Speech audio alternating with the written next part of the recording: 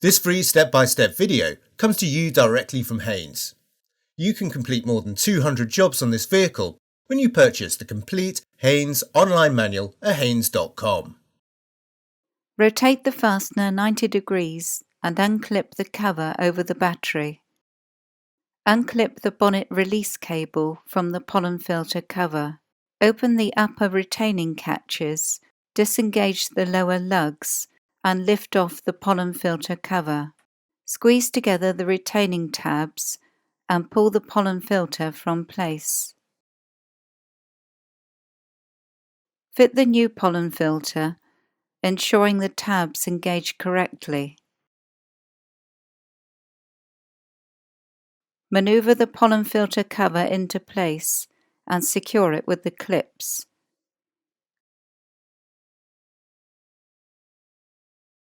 Clip the bonnet release cable back into place. Refit the battery cover, then rotate the fasteners 90 degrees to secure it.